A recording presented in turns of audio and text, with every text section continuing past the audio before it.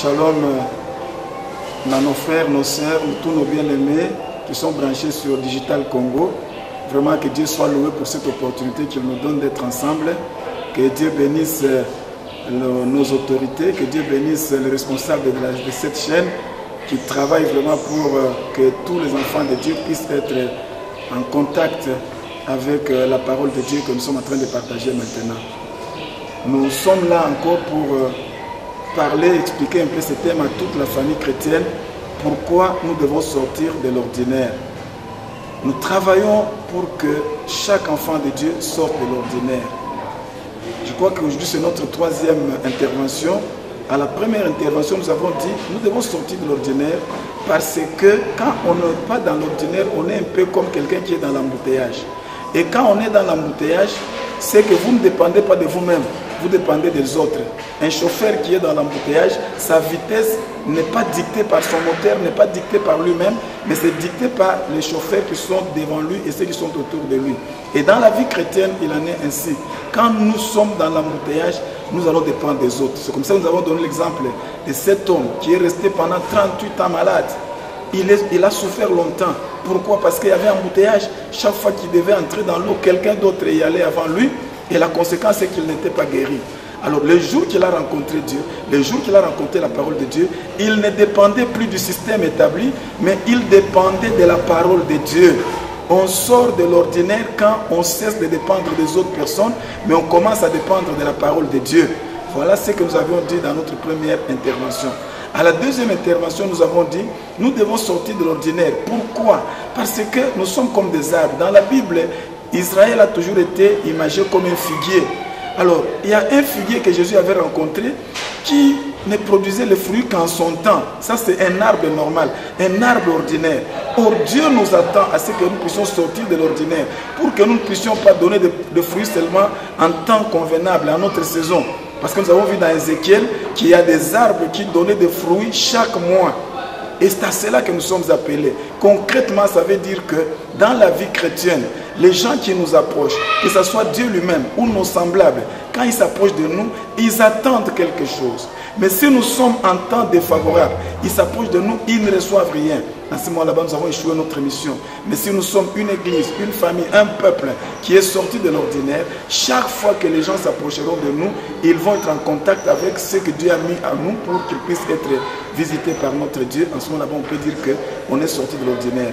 Alors, merci beaucoup pour vous tous qui êtes fidèles, parce que maintenant, nous voulons entamer notre troisième réflexion. Pourquoi nous devons sortir de l'ordinaire? Je crois que ce thème est tellement important que chacun de nous doit comprendre pourquoi. Alors je prends un texte dans la parole de Dieu. Nous sommes dans Samuel, 1 Samuel. Je prends rapidement 1 Samuel chapitre 13. 1 Samuel chapitre 13, je vais lire le verset 1er et je vais lire aussi le verset 13 à 14. La Bible dit: Saül était âgé lorsqu'il devint roi, et il avait déjà régné 2 ans sur Israël. Verset 13 dit: Samuel dit à Saül: Tu as agi en insensé, tu n'as pas observé le commandement que l'Éternel ton Dieu t'avait donné. L'Éternel aurait affermi pour toujours ton règne sur Israël, et maintenant ton règne ne durera point. L'Éternel s'est choisi un homme selon son cœur, et l'Éternel l'a destiné à être le chef de son peuple, parce que tu n'as pas observé ce que l'Éternel t'avait commandé. Ici, je voudrais partager à toute la famille chrétienne pourquoi nous devons sortir de l'ordinaire. C'est pour que nous soyons capables de faire le maximum. Dans la vie, nous avons le choix. Tu peux faire le minimum ou tu peux faire le maximum. Ça veut simplement dire que quand Dieu nous a créés, il a mis devant nous des choses que nous devons faire. Mais ces choses-là, nous pouvons les faire au minimum. Mais nous pouvons aussi le faire au maximum. En mathématiques, par exemple, quand on étudiait les limites, les intégrales, on parlait de la limite inférieure et de la limite supérieure. On parlait de la borne inférieure et de la borne supérieure. Ça veut dire que nous pouvons nous arrêter à la borne inférieure, mais nous pouvons aussi aller à la borne supérieure. Celui qui s'arrête à la borne inférieure, il est celui qui est un homme ordinaire, une femme ordinaire. Mais celui qui va à la borne supérieure, il est un homme ou une femme qui est sorti de l'ordinaire. Dans la parole de Dieu, on parle des fois de la pluie de la première et de l'arrière-saison. Si nous nous arrêtons seulement à la pluie de la première saison, ça veut simplement dire que nous sommes des hommes ordinaires.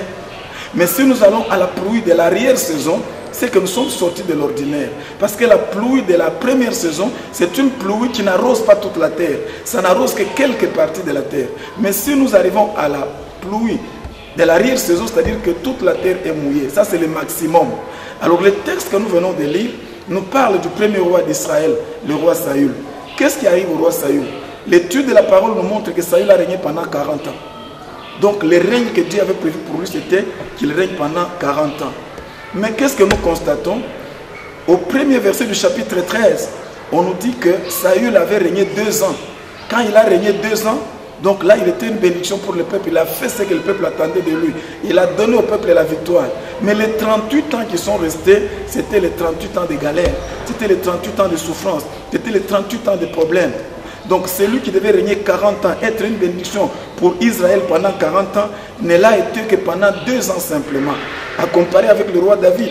Le roi David l'a aussi régné pendant 40 ans. Mais tous les 40 ans, il a été une bénédiction. Qu'est-ce que nous pouvons tirer comme conclusion? Saül a travaillé au minimum. Donc il a été une bénédiction pour Israël pendant 2 ans. Par contre, David a travaillé au maximum. Il a été une bénédiction pour Israël pendant 40 ans. C'est pourquoi nous disons à la famille chrétienne, nous disons à tous les enfants de Dieu, sortons de l'ordinaire pour que nous puissions donner le maximum. Dieu attend de nous le maximum, la société attend de nous le maximum. Mais pour que nous soyons capables de donner cela, sortons de l'ordinaire. Le roi Saül, oui, il a fait de bonnes choses, mais pendant 2 ans simplement. Et la conséquence sur son règne est que vous allez voir que les territoires sur lesquels Saül a régné, c'était un petit territoire, peut-être 10 fois inférieur au territoire que Dieu avait prévu pour le peuple d'Israël. Quand vous comparez les territoires sur lesquels David a régné et les territoires sur lesquels Saül a régné, vous allez voir une très grande différence. Le territoire de David est tellement grand, malheureusement je n'ai pas la carte avec moi ici, et par contre le territoire de Saül est tellement petit. Or tous les deux ont fait 40 ans au pouvoir. Ça veut dire qu'on peut rester au pouvoir, on peut travailler, on peut être marié, mais pendant combien de temps est-ce qu'on a une bénédiction pour le peuple? On peut prendre dans la vie conjugale, peut-être Dieu nous bénit pour avoir 40 ans de vie conjugale, 50 ans de vie conjugale, peut-être 60 ans de vie conjugale. Mais ma question est celle-ci, pendant les 30 ans de vie conjugale, quelles sont les années où vous avez été une bénédiction pour votre partenaire? Cher papa, combien d'années avez-vous été une bénédiction pour votre partenaire? Chère maman, combien d'années avez-vous été une bénédiction pour votre partenaire? Vous pouvez avoir une carrière professionnelle, pendant 30 ans vous travaillez pour la compagnie. Mais dans les 30 ans là, combien d'années avez-vous été une bénédiction pour votre compagnie? Voilà pourquoi nous interpellons tout le monde, nous disons, sortons de l'ordinaire pour que chacun de nous, si nous allons vivre 40 ans de vie conjugale, que ce soit 40 ans de bénédiction pour mon partenaire. Si je vais travailler pendant 30 ans dans ma compagnie, que je sois 30 ans là, une bénédiction. Si je vais faire un ministère, c'est vrai, on peut rester dans le ministère pendant très longtemps. Il y a des gens qui ont servi le Seigneur pendant 30 ans, 60 ans. Mais pendant les 60 ans là, combien d'années avons-nous été une bénédiction pour l'église, pour la famille chrétienne, pour les enfants de Dieu? Si nous sortons de l'ordinaire, c'est-à-dire que nous arrêtons d'être Saül, nous arrivons à ce que David a été. Nous arrêtons de fonctionner, d'opérer seulement dans la pluie de la première saison. Nous opérons dans la pluie de l'arrière-saison. En ce moment là-bas, nous allons être une bénédiction pour toute la famille chrétienne, pour tous les enfants de Dieu, pour toutes les années. Et David a laissé comme héritage aux enfants d'Israël un territoire très grand par rapport à Saül qui a laissé un territoire très petit. Et aujourd'hui, Saül n'est pas un exemple à suivre. Il a régné pendant 40 ans, mais il n'est pas un exemple à suivre. Par contre, David, il est toujours un exemple à suivre. En conclusion, la Bible dit de David qu'il a servi au dessein de Dieu. Ça veut dire que tout ce qu'il a fait, c'est ce que Dieu avait voulu qu'il puisse faire. Chers téléspectateurs, chers enfants de Dieu de l'église du Congo, pourquoi pas de l'église de l'Afrique, pourquoi pas de l'église du monde entier, nous sommes tous appelés à être un exemple à suivre. Nous sommes tous appelés à être une bénédiction, pas pour une année, pas pour 2 ans, mais pour tout le temps que Dieu nous a donné de vivre ici sur la terre.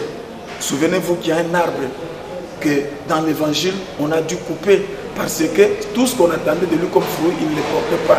Alors nous ne voulons pas être des gens qui occupent la terre inutilement, mais nous voulons être des hommes et des femmes qui vont atteindre le maximum. Et si vous voulez atteindre le maximum, sortons de l'ordinaire.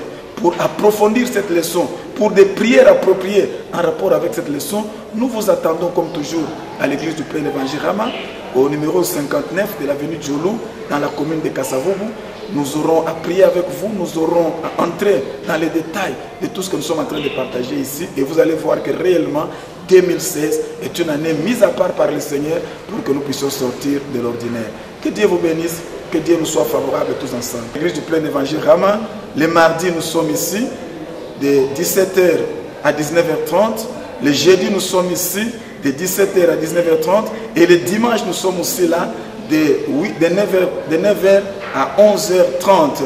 En tout cas, vous serez le bienvenu. Vous allez trouver une équipe qui va vous prendre en charge spirituellement et vous ne serez pas déçus. Pour tous ceux qui peuvent nous atteindre, nous sommes toujours disponibles au numéro 200, plus 243 99 99 28 393.